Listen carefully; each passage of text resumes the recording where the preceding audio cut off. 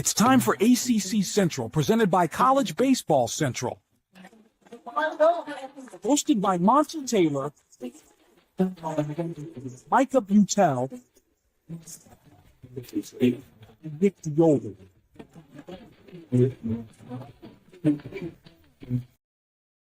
Welcome back to another preview episode of College Baseball ACC edition, ACC Central, of course. No Nick Dioli again. We don't know where he is. We don't know who he is, but we do have Micah here. Micah, rocking the Duke stuff. How's it going, buddy? Our ACC champions, baby. Our Yes, 2024 ACC champions. I'm good, Monty. Duke, I'm excited to talk about Duke. Obviously, I saw them more than anybody else over the fall because of their location and their access they allow me. And I interviewed a couple of their coaches, and obviously I got to speak with Pollard and a couple of times. So we've got some fun stuff to talk about with Duke here, but they lose a bunch of talent as well. Just, that's a pretty recurring theme. Let me pull it up there. They lose Alex Stone, Logan Bravo, Zach Morris. Those are three really important bats that really produced really well last year. But obviously the two big losses for me, Jonathan Santucci and Chuck Bielenson. I mean, those two guys, really important losses. I mean, Charlie Bielenson was, for me, I know Aschenbeck at A&M won the Stopper of the Year award, but for me, Charlie Bielenson was the best closer in college baseball. Yeah, I mean, this is a group, that pitching staff that you lose. Like all five of those arms you have listed were, some of the best in this conference, some of the best in the country. I mean, it's tough to see again. I think I'm just sad, Monty. I'm hoping there's some reason that the rubber arm Chuck meme has to come back out because goodness gracious, I don't think I've ever he was just fun to watch because you knew you could watch any Duke game. If you're a kid and you it's your first experience of college baseball, I don't know how Charlie Bielenson wasn't your favorite pitcher because anytime you watched a game, you'd see him. You didn't have to understand how pitchers don't throw every game because Charlie Bielenson's I throw on every game day, every practice day. And by the way, if it's a leap year, I'm also throwing on the leap day. And that man, I get sore throwing 10 pitches. Homie throws 100 pitches a day and he's can I have more, please? Yeah. I love that. Was you that made the meme that's do you have any more innings in there? Yeah. It's so good. It was so funny because they were up 17-4 or 18-4 in the ACC championship, and somebody was like, why are they setting Charlie Bielenson out there to close us out? And I'm like, probably because he won't stop asking. He's probably I will sit out the rest of the year if you don't throw me right now. I think Pollard joked that a couple of times they had to make sure he didn't even put his cleats on to to make sure he had a day off. So, and he holds his June, it wasn't even last year that he broke that he holds the appearance record. It was the year before. So, some good guys. And I love that I shout out to Tim Noon, who I actually met a couple weeks ago. Awesome dude. Where'd you meet him? The ABCA. Oh, he was there. His dad is the coach at Babson, where he originally transferred to Duke from. So, Devin Obie is awesome. Unfortunately, he transferred to Georgia. That's a huge get for the Bulldogs. Chase Cruson, also another really good guy that transferred out. But I'm impressed with, again, what they're able to do. And this is the last year they're really able to do this. But if you look at the schools these guys came to, and the recruiting coordinator, Brian Sikowski, has done a brilliant job of utilizing the grad transfer system from the COVID years with the Ivy League.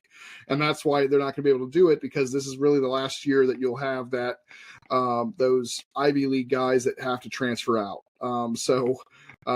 Duke has done such a great job with that, and they've done it again here. Yeah, I'm intrigued to see now with how things are changing with the Ivy League, what that's going to lead to, but for them moving forward.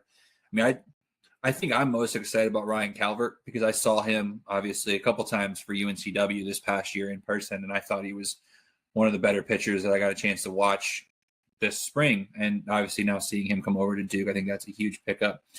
They picked, again, we talked about it a little bit. Was it BC we talked about?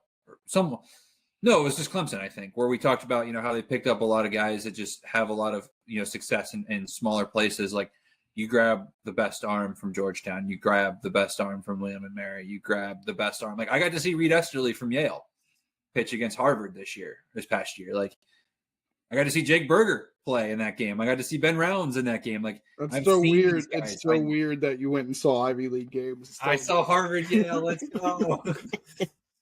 I knew Nick, geez, Monty. I knew that half those guys at some point would be Duke Blue Devils. So I was like, I gotta go. But no, I mean, seriously though, like it was really cool to see those guys. I mean, again, Jake Hyde's a name that if you follow Big East baseball, like I kind of did, like a sicko. He was a big piece of that Georgetown team, kind of being competitive last season. So I mean, 34 extra base hits. Like, yeah, I mean. Again, we talked about, right, I was especially hyping up Clemson, right? Like, oh, they lost all these guys. They got better. I don't know if I can say Duke got better, like, full-heartedly, because, again, the guys that they lost, Santucci, Bielenson, like, Obi and Cruzen were two big guys, obviously, that I think are hard to replace, because, again, I think, Monty, you were hurt even more by the Cruzen news. We don't, no disrespect to him, right? We love the kid. Just more like the excitement, right, of hoping to see him continue to grow at Duke and not in the Big 12 country, which I know Monty is now a UCF fan as well because of the news. But, they had a number of ACC guys. But it's tough to lose that, right? Because, like, you really thought, especially the way they broke out, late in the season, you're like, man, like Duke's just going to be unreal in 2025. And obviously 2024 ended in a very sour note for Duke as well. I mean, I think there's an argument, right, that maybe they were the most disappointing team in the postseason in 2024 that made the NCAA tournament. I mean, no shout to the program, right? Just you were hoping for advancement to super regionals. I think they'd be the first to agree with that as well. Okay, well, that makes me feel a little bit better. I'm not trying to put words in mouth, like, in the mouth of, they did that. They tried their best, but things just didn't go their way. Correct. Yeah, I mean, again, they ran into a buzzsaw of UConn and Oklahoma was, obviously the regional host. They got screwed out of hosting to start, and then they get the buzzsaw that was UConn, who was playing really good baseball. And again, was probably, or not probably, should not have been a 3 seed. Like, so, it kind of. And we were robbed of a potential Duke Florida State rematch in the Supers.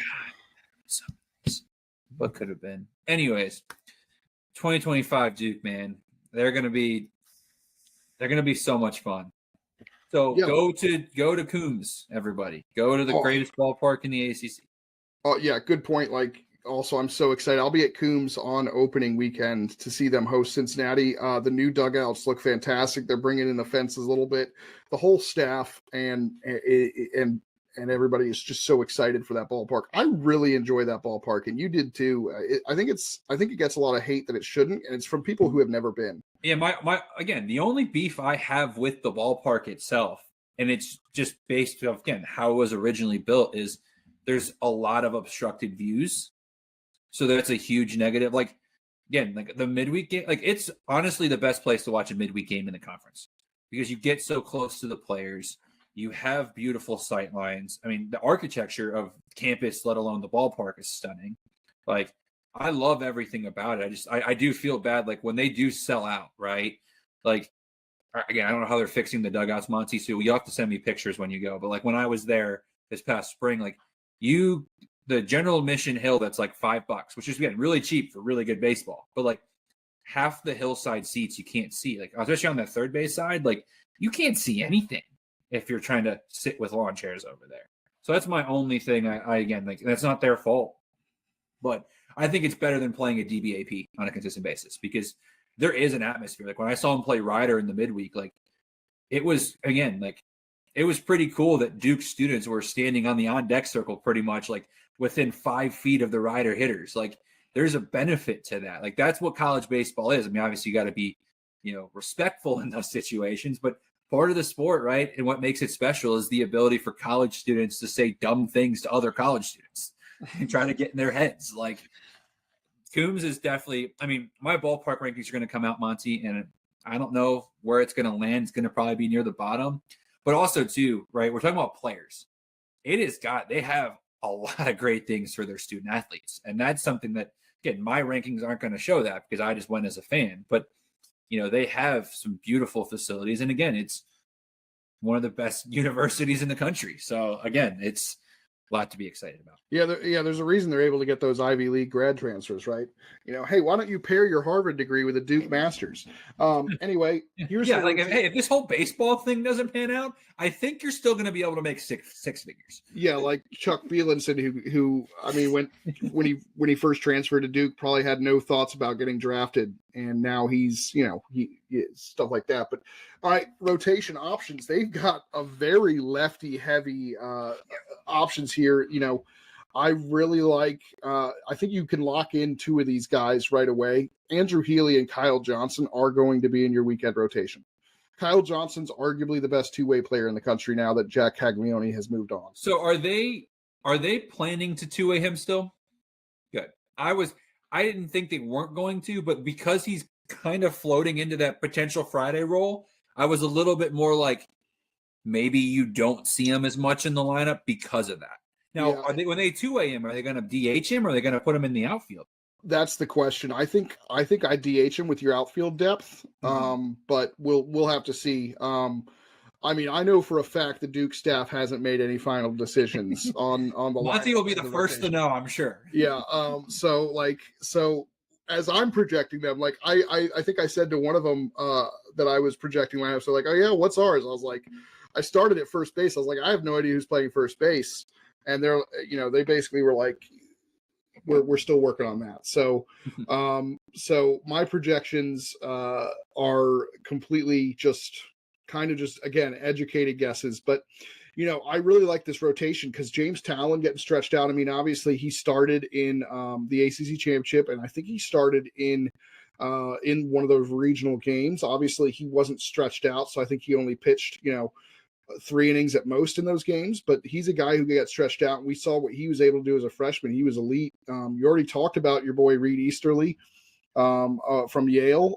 He's a guy that they really, really like, and we're a big fan. What did he do last year? He started 11 of 13 games for Yale. The record wasn't necessarily special, but 69 strikeouts to 20 walks. Like, he throws strikes. I love seeing that kind of a ratio. And then he attacked the zone hard. It was actually like, it's funny looking back. I have a note in my phone because at that point I wasn't really there wasn't a lot of, you don't get a lot of engagement when you're live tweeting Harvard and Yale. No disrespect to those Ivy League programs, but yeah. But I had a note of the battle between Ben Rounds and Reed Easterly in that game, and now they're teammates. That's so cool. Obviously, you're a big fan of Aiden Weaver and what he did over the summer, even though it was not for your Kingsport Axemen. Puppets. Gabe Nard is an underrated option for the rotation. I know they've been stretching a bunch of guys out, and they've got options. Shout out to Gabe Nard and his performance on the Cape. Ryan Higgins, who's not on this list, is another option. But yeah, let's bring up the rest of these guys. It sounds like David Bovair is going to have the opportunity to fill Charlie Bielenson's enormous shoes. Yeah. I mean, again, I mentioned it, like Ryan Calvert's somebody, like, I think what's so exciting is you look at this staff all around, like, obviously you nailed it, in my opinion, right? Healy, Johnson, and you're probably Friday, Saturday, with Sunday being opening. Eileen, Reed Easterly because of his starting experience at Yale. But again, Jamestown makes sense too. Like, you've got guys on that left side in the rotation options that are all great options for when things get, like, Aiden Weaver is the type of guy that either is the midweek guy or could be a really good, again, because every pitcher in college baseball has an outing or two that they're not proud of, that are rough. That's where an Aiden Weaver or Gabe Nard can come in clutch. But again, Ryan Calvert could also be that guy too. Kind of someone fresh out, like, he's your long reliever. This pitching, like, I don't want to do what we did last year, Monty, where we're like, Duke's going to win all these games 3-0 and 2-1, and then they have one of the best offenses in the conference. But, based off what we know, and we'll get to the lineup, right? I mean, it feels like Duke's success is going to come from a lot of these, like, not 3-0 games on a regular basis, but the pitching staff is going to if Duke's to go to Omaha it's because this pitching staff is so good from top to bottom, from the relievers to the rotations. Again, some of these freshman arms that I know you've spent a lot of time talking to us about, like Duke staff watching. Monty is literally a propaganda machine for your team. So if I'm you, like keep feeding him whatever you want him to say, because he will regurgitate it over and over and over. Like, I didn't know who Max Stamble was. And Monty's probably said his name 10 times. And he probably doesn't even realize he said that to us in passing so many times. But he just loves you guys. I'm big on the two freshman arms, because I didn't, again, look how deep the staff is without those two arms. I mean, it's not like you need extra lefties. I mean, 17 of the names up there, 11 of them are left-handed guys. So yeah, if you want to share a couple, like, we should do like a minor league assignment kind of thing, send them down to the, to a like, hey, Gardner Webb can have Max Stamble for a year, and then he can go back up to Duke. Yeah, well, I think Duke's going to use these guys. They're going to be important pieces. They looked really good in their scrimmages. Zatkowski threw me off because he's a lefty, a big lefty, wearing the number 12. So I took, in the fall. How big is he? Did you list his height on our thing? I'm trying to see if you. Sure, but I know when I looked at him, I was like, is this Jonathan Santucci? Proch and Talon are two guys that, didn't have the best years as sophomores, but were elite as freshmen. If they can get back to that, I'm convinced if they had the years they had as freshmen last year, this team would have won a lot more games even. These two guys, they didn't have necessarily terrible years. It was just they took some steps back, but I expect them to be back to their kind of form where they were when they entered the program. But, they've got a lot of guys who I think are really talented. Marcello Mastriani he's a low slot lefty guy who's been impressive. James Raitt, who didn't pitch much as a freshman, looks pretty good in scrimmages. And, they bring in a really good balance of veteran versus younger experienced guys. Now, Monty, I'm curious your take on this, because this is how my brain has kind of approached this Duke team. The reason why I say Wake Forest, because I was going to say, this staff kind of reminds me of the 2023 Wake team. I think Rhett Lauder was probably the bigger, front name, but I kind of see similar, like the bullpen is not household names to a ton of people, but every single arm is a talented, high-level arm, and I think can come in high-pressure situations and get the job done. You've got long relievers. You've got guys that, like, again, will they step up? Aiden Weaver kind of reminds me of a Sean Sullivan, with that potential of kind of being a guy that can elevate up into a higher role if necessary, but also can play that big-time midweek guy, long reliever guy. Like, that's kind of what this staff reminds me of, is that Wake Forest 2023 staff. Yeah, I don't think that's a terrible comparison. I like that. It's just again, matter of getting guys in the right roles and guys stepping up to hit their potential. But Brady Kirkpatrick has, done a fantastic job since he's gotten there. I mean, especially that job he did a couple of years ago when they lost Luke Fox in the fall, and then Santucci, 2 months into the season, and then they basically had to throw bullpen games for the rest of the year, and they were able to be one game away from Omaha that Virginia ultimately took from them. But I'm excited to see how it all shakes out, and Kyle Johnson and Andrew Healy have the potential to be one of the best 1-2 punches in the league. Yeah. And there's that potential pitching staff. I do have Easterly in there as the midweek guy. Obviously, you could flip it with Talon, but it's an all lefty pitching staff. But again, you think KJ is the Saturday? Interesting. I think that might be wrong, because I think with a two-way guy, it's easier to have them go on Friday. That's more of, I'm not saying Healy's not Friday material. It's more, I just like, again, you throw KJ on Friday, and that way you don't hit him on Saturday, but you can play, or you just hit DH him on Saturday and then maybe throw him in the outfield on Sunday. Yeah. Just to give him easier rest. Yeah, that might be the better move than having him be the Saturday guy. Bovair is your release ace, but Nard, Hindi, Proch, Weaver, Calvert, Higgins, Raitt, Hart. I didn't even get to mention all the guys like Marcello Mastriani's not in there. They've got a deep staff, and that's when we go over these top of the conference teams, you're going to see the staffs are kind of what is the difference maker between them and some of the depth of the staff.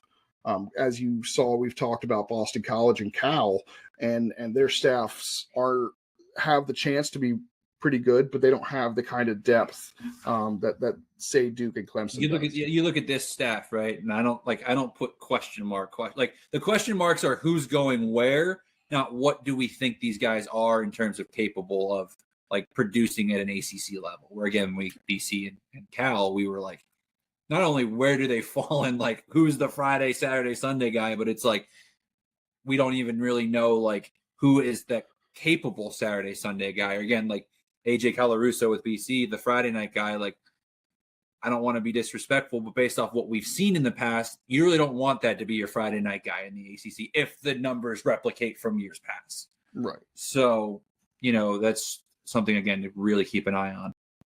Yeah. Kyle Johnson looked jacked in that picture. Oh, yeah. Like, I always forget, how he looks like a Division I football player when you see him. Yeah. Yeah, and it threw me off because he switched numbers from 15 to 5. So, yeah. And the guy wearing 15 is also a Johnson. That threw me off. I think freshman Trevor Johnson is wearing 15 for Duke, and I was like, wait, what? Coach, can we not do that? Yeah. So here, no last name, same with different numbers. That's a new rule. So we've got Macon Winslow and Andrew Yu. Those are going to be your two primary catchers. Obviously, Jay Slater as a freshman, very talented guy. But, it's just a matter of whether Macon Winslow and Andrew Yu, they're going to split the playing time. I know Macon Winslow, highly touted guy, had a lot of moments last year. He was very, very good. And then Andrew Yu, defensively, very, very good. I know the coaching staff's high on him, but is the bat going to be where it needs to be? Yeah. And then the right side of this infield, this is where it gets a little bit tricky. Who's playing first base? Because Jake Hyde is an outfielder by trade, but I saw him playing a ton of first base. Sam Harris is a guy that the coaches love. I wrote 500 words on him and his potential breakout. This is a guy who just absolutely mashes the baseball. I'd love to see him get the starting nod and send Jake Hyde back to the outfield, but again, they're pretty deep. And then Jake Berger and Nick D.P. Trantonio are competing. The two Ivy Leaguers are competing for that second base job. Say that name one more time for me. Nick D.P. Trantonio. D.P. Trantonio? Yes, sir. Hey, I nailed that. Hey, Nick, I'm going to call you Nick D. Like, sorry. Nicky D. That's your nickname. Sorry. I'm not even trying that. Absolutely not. I nailed that first try. Yeah, you did. Congratulations, Monty. I ain't trying. So you can do all the trying for me.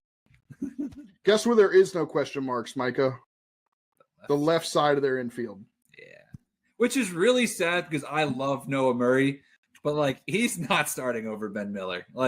That's not a disrespect to Noah. Noah's going to be the nice thing is Ben Miller can have rests. They can maybe move him around as a DH if they need to for a day or two to get Noah some reps. But yeah. Look how deep they're infield. Jeff Loogie, I saw he won their home run derby. This is a freshman. Yeah.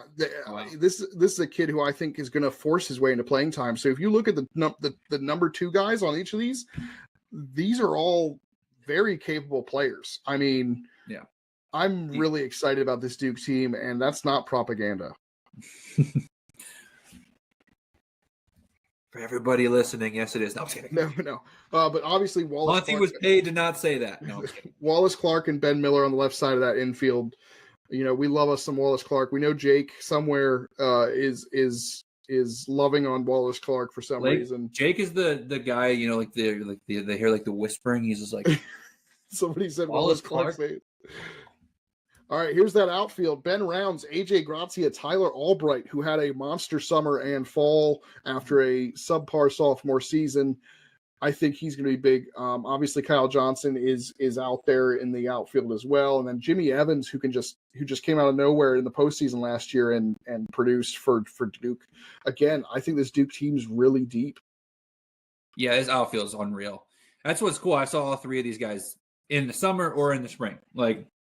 Between Ben Rounds, obviously, at his time with Harvard, and then, Gracia and Albright, I saw a decent amount this summer between Team USA and the Appy League.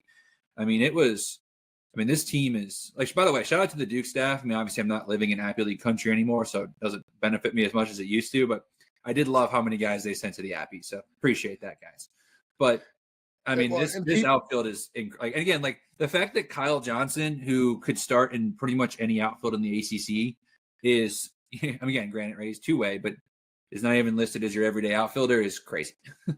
Yeah, and keep in mind, Jake Hyde is an outfield by trade. Sam Harris and Macon Winslow have both gotten time in the outfield as well. So I really feel much better about this Duke team after a deep dive and everything. They feel a lot deeper, and that's why they're a top 10 team. Do you think their offense is better this? Like, again, we don't know. We'll see how the numbers play out. But based off what you see, again, and try to go back to how we felt this time last year. Do you feel better about this lineup going into 2025 than you did the lineup going into 2024? I would say yes. Yes, but I don't necessarily think it's going to be better than that because that lineup was That's fair because they really figured it out last year. Where like right. we have to assume that they're not going to exceed expectations the way a 24 lineup. Right. So, and I think that's just the disrespect kind of factor for last year that we had for some of the Ivy League transfers. And has the coaching staff ever mentioned the amount of like how awful we like?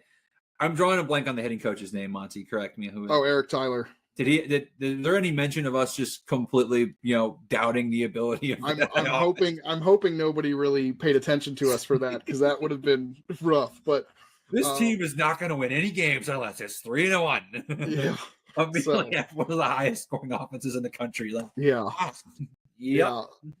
So I mean, I'm really excited about this team, and again, getting Ben Miller back is huge. Getting Wallace Clark back, and Wallace Clark, I mean, as a leadoff guy, I mean, his numbers don't jump off the page, but I mean, you got to factor in the hit by pitches, and I mean, he was hit by pitches more than almost anybody in the country. Yeah, he got hit 20. I still remember Wallace Clark just 24 times. He hit by 3 pitches in the Charlottesville Regional when he was in Oklahoma 2 years ago. Like he just gets on base. Like, yeah.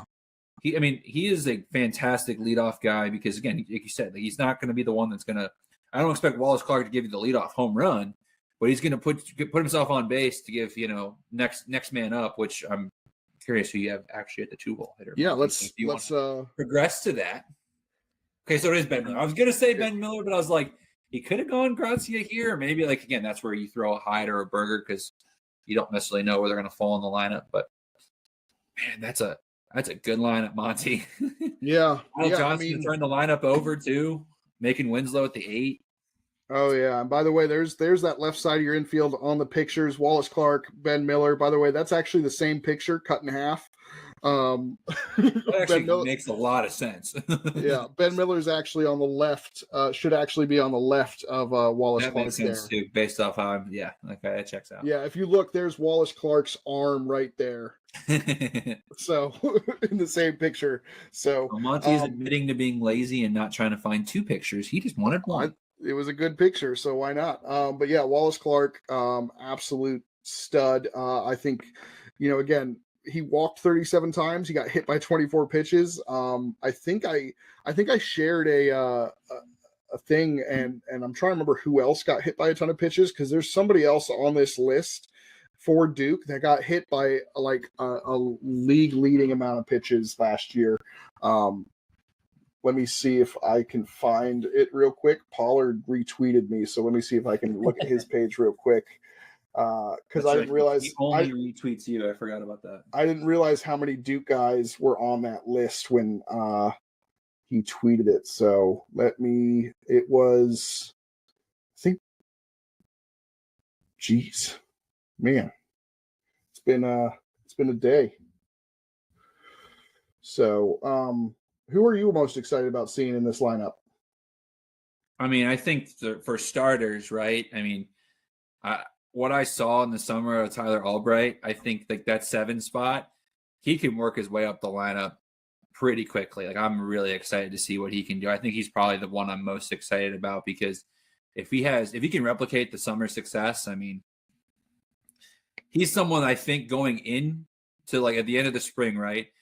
I don't know how excited we were about him, right? I'm not trying to disrespect the kid, but I don't think he's like the hype that he's getting right now comes from that summer. If he can replicate the summer, I mean, this Duke team gets so much better than what I expected from, again, how the season ended last year and what got lost, I guess you could say.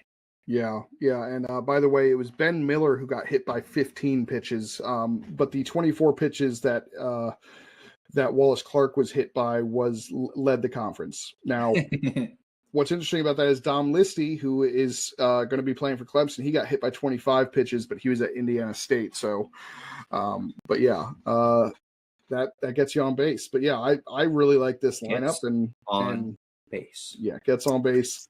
I mean, yeah, I really like what they've got. I mean, those are 5 guys on the bench that are able to produce as well, and so I really, really like this Duke team. And again, like we're not going to predict they're going to win games 3-0, but they can have an off night or two and probably still feel pretty good, right, about what's coming down for them. So yep. And I love their schedule because I'm going to be seeing a ton of them. Micah, what kind of sticks out to you for the Duke Blue Devils? That they use the old Virginia logo in their schedule. I know it's petty. When they inverse the logos, they can't show the dual thing, so it drives me nuts. That's just marketing, Micah. I like baseball, Micah, more than marketing, Micah. That's fair. I deserve that. I'm going to say it out loud, Monty. Based off, we've done 4 previews. Obviously, if you're watching this, listening to this, this is the 4th preview you've heard. Of the 4 we've done, this is probably the easiest schedule when you factor in even like who the team is. And even then, it might still be the easiest schedule of the 4 we've talked about so far. I mean, Northwestern, George Mason, Campbell's not what it's. I don't think Campbell's going to be what it's been. Now that that staff is gone for the most part. They have UConn. They do have UConn. I do like that. East Carolina. But that's one midweek. Like, you get Cal at home. You get Virginia Tech, who we'll get to them. I'm not. Maybe for once, I'm actually being a Hokie hater, Monty. It's crazy. I know my favorite team. I can't stand them. But, I think that their schedule is not all that exhausting. And, I mean, Cincinnati is a much improved team, but let's not pretend like that's a world beater to start the season either. But opening weekend, it's a tough one. I guess. It's easily – it's not a top 5 opening weekend in the ACC.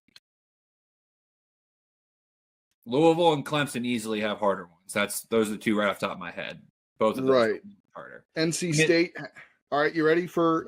I will pull up my list here. Yeah, you have the document. Actually, I can probably pull up the document because all right, BC has at USC Upstate.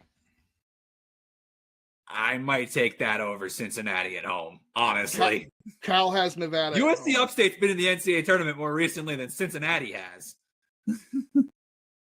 I love Cal Sesek. Don't get me wrong, but Cal has Nevada. Yeah, not harder. FSU has JMU at home. Harder still. JMU's better than Cincinnati. No. Yes. No. Yes. No chance. Yes. The disrespect to Cincinnati, dude. They're not good. They're not good though. The disrespect. UNC. It's not even the toughest weekend in the triangle. Texas Tech goes to Chapel Hill. I know that one, but so that's 3. What next? You're going to say easy. That's 3 easy. What are the 3? Stanford at Cal State Fullerton is harder. That's 4. Cal State Fullerton, no. Yeah. When's the last time they've threatened for a tournament berth?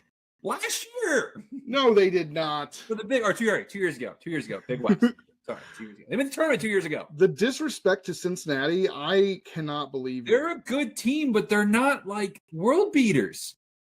Neither is JMU or Cal State Fullerton, who you're claiming, or UCF State, who you're claiming. JMU, better. The Clemson and Louisville playing in the Shriner Showdown, better. UNC Texas Tech, better. I said it's not even top 5. I just named 4 easy. I still, honestly, man, I lean upstate. You're on the road, far from home, and a team that's actually been to the NCAA tournament in recent years. They're a smaller program. I don't care. Wow. That's not fair to say, because they're a smaller program, they're not better. So you're saying Pitt because they haven't sniffed the NCAA tournament since 1995. You're saying the smaller programs. Coastal Carolina or... No, you're not letting me argue back. Pitt hasn't made the NCAA tournament since 1995. Is USC Upstate better than Pitt after doing a deep dive on Pitt? In 2025? This year.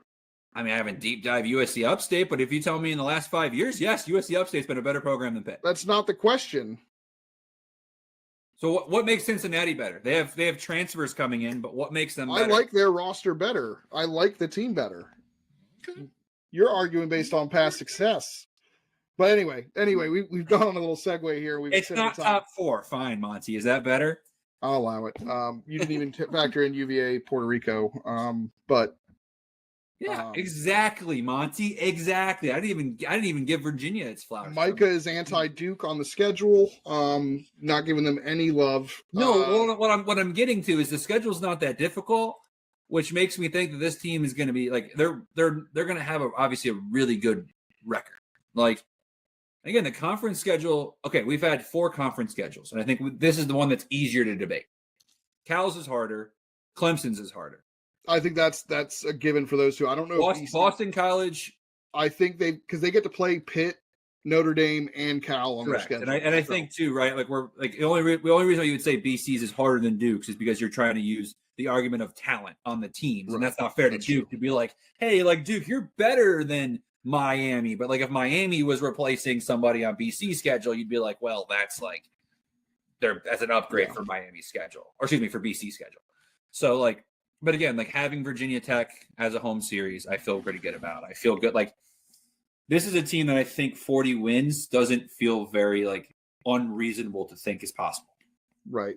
So what was the regular season record for them last year? Was it like 37? I think they just got to 40. Did they? Okay, so yeah, and I think 40 should be kind of the expectation. Oh wait, did you say regular season? Yeah, I'm not sure regular season, but overall they got to 40. Yeah. And again, like they're a program, right? Like again, at the end of the day, like I'm not saying their schedule's easy, but it's just not the opening weekend, like the Cincinnati thing. But again, didn't they open? Was it opening season? It wasn't opening weekend with Ryder, but it was early with obviously the Ryder. Their opening weekend was Coastal Carolina, George Mason, and like again, like Indiana. I think it's they opened up. They opened up at 11 a.m. against Indiana. Yeah, and I think what does it for me is like Cincinnati again, not an easy opening weekend, but Cornell and Northwestern are your next 2 weekends, and then Cal's your opener for the ACC. Like, and again, we're not trying to crap on Cal, but they have so many question marks that feels like, again, early season. What do you think is more realistic at this point on January, whatever date it is?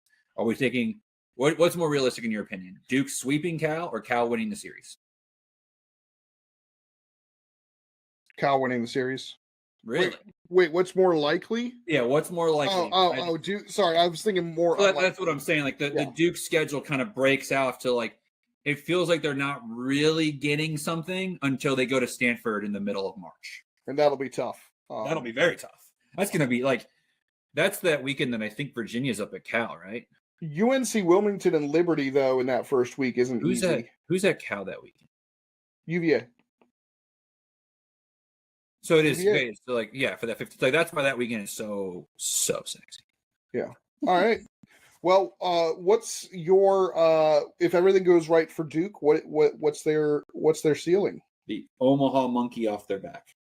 Yeah, I'm and maybe even. I mean, again, like it's maybe it's unreasonable, right, Monty, to say, but like, I think if you get to Omaha, you're almost saying national champions is if everything goes right. That's true. That's true. If you get to Omaha, anything can happen there. And again, like we talked about the rotation, right? Like it's one of the best in college baseball. So depending on who's left and obviously how they're playing, like, and again, they have a lot of, again, all these Ivy League guys they've been around the game. So I don't think you have to worry about too much of like a, bright light situation per se.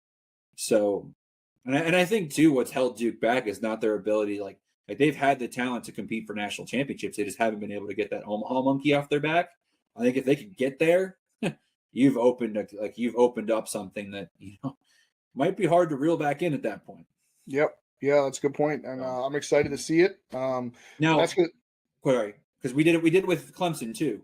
Like, what's like the kind of like your floor with them? Like, do you see a world where Duke misses again? Like, we're not saying catastrophic, like all the best players get hurt, because obviously that could be missed. Yeah, I don't see them missing in a reasonable injury season that you kind of happens, the bumps and bruises mixed with a lull, a tough month.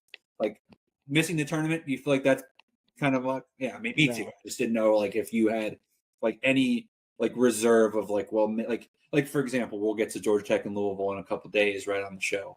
Like, I think there is a world where if things go really wrong for them, they could miss the tournament.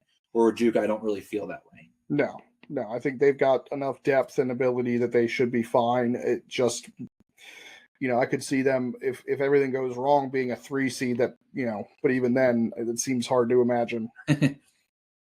They'd be the most dangerous 3 seed in college baseball. Yeah, that might be what they need to get over the hump. No, but that's going to do it for us. We'll be back tomorrow night with Florida State. Yes, F goes before G. Yes, yeah. So Florida State is next. So we'll be back tomorrow night. We get to preview some fun teams over the next little bit. Yeah. Why is our conference so fun? Yeah. So we'll be back. Until then, it just